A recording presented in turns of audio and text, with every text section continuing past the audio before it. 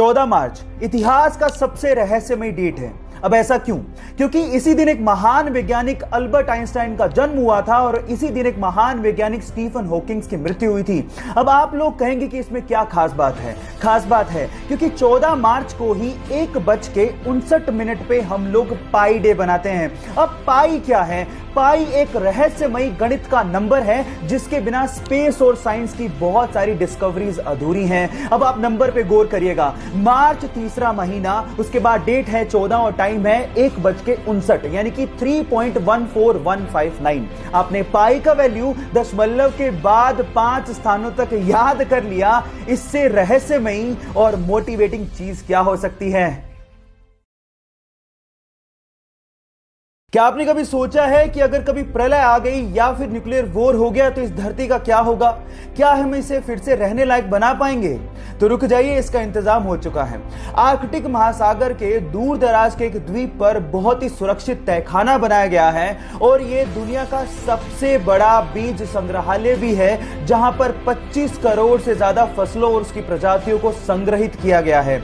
यह इतना सुरक्षित है कि अगर कोई आपदा आती है या फिर न्यूक्लियर वॉर होता है तो उस तहखाने को कुछ भी नहीं होगा और मानव जाति को फिर से फलने और फूलने का एक मौका मिल जाएगा। उस सबसे सुरक्षित संग्रहालय का नाम है स्वालबोर्ड सीड वोल्ट। सो गाइस, घबराने का नहीं, क्योंकि हमने अपनी इस प्यारी सी धरती को किसी भी आपदा से बचाने का काम शुरू कर दिया है।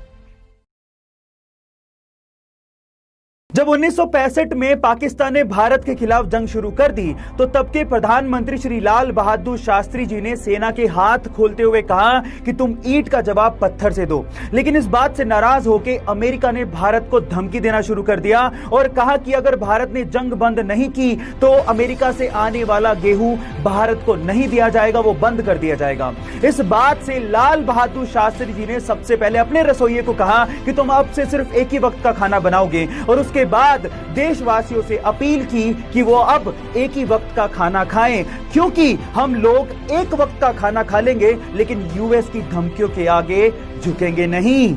हरित क्रांति उसके बाद उन्होंने देश में शुरू की। जय जवान जय किसान का नारा देने वाले इस भारत के सपूत लाल बहादुर शास्त्री जी को मेरा सलाम।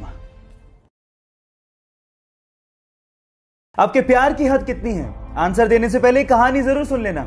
यह बात 1970 की, जब स्वीडन से आई एक टूरिस्ट से एक इंडियन आर्टिस्ट को पहली नजर में प्यार हो गया। उसके बाद वो एक दूसरे को डेट करने लगे और फिर शादी हो गई। लेकिन कुछ कारणों की वजह से उस लड़की को वापस अपने देश लौटना पड़ा। लेकिन उस लड़के ने कहा था कि हम लोग एक दिन फिर से मिलेंगे। इतने पैसे नहीं थे कि वो लड़का फ्लाइट ले सकता, इसलिए साल भर बाद उसने अपना सब कुछ बेच के 60 रुपए में एक साइकिल खरीदी और 500 रुपए लेके दीवाना निकल पड़ा दिल्ली से अपने प्यार से मिलने। और 4 महीने की मशक्कत के बाद, कोई टेक्नोलॉजी ना होने के बावजूद भी वो स्वीडन पहुंच गया। इतना शिद्दत वाला प्यार देखकर लड़की के माँ बाप ने लड़के और लड़की की फिर से स्वीडन में शादी करवा दी। है ना जुनूनी बात? आपके प्यार में कितना जुनून है, चैट सेक्शन में लिखने मत भूलिएगा। वो एक साधारण सी गृहिणी थी और घर पे ही शास्त्रीय संगीत सिखाया करती थी। 2013 में अचानक से वो एक बीमारी का शिकार हो गई और लगातार 2 साल तक उन्हें दवाइयां लेनी पड़ी, जिसकी वजह से उनका वजन भी काफी ज्यादा बढ़ गया था।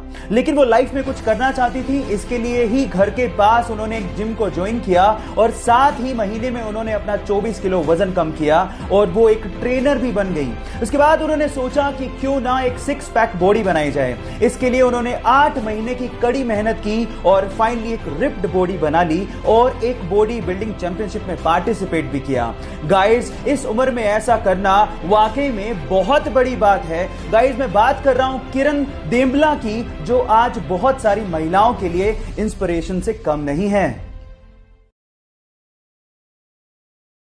एक पेंगुइन प्रदूषित पानी में फंसकर तेल से पूरी तरह से भीग चुका था और भूख से तड़प रहा था। पास से जाते एक व्यक्ति ने जब ये देखा तो उससे रहा नहीं गया और वो उसे गोद में उठाकर घर ले आया और 7 दिन तक लगातार उसके पंखों को नहलाता रहा ताकि तेल पूरी तरह से निकल जाए। इसी बीच वो उसे मछलियां भी खाने को देता रहा। कुछ ही दिनों में वो पेंगुइन पूरी तरह से स्वस्थ हो गया। फाइनली वो उसे समंदर में छोड़ने गया। लेकिन वो कहते हैं ना कि इंसान एक बार अपने ऊपर किए गए एहसान को भूल भूल जाए, लेकिन ये पशु पक्षी कभी नहीं भूलते। वो 8000 मील हर साल तैर कर उस व्यक्ति से मिलने आता है और कुछ ही महीनों में वापस लौट जाता है। गाइस, देखभाल और प्यार का कर्ज चुकाना और उसे निभाना किसे कहते हैं, आप इन बेजुबान जानवरों से सीख सकते हैं।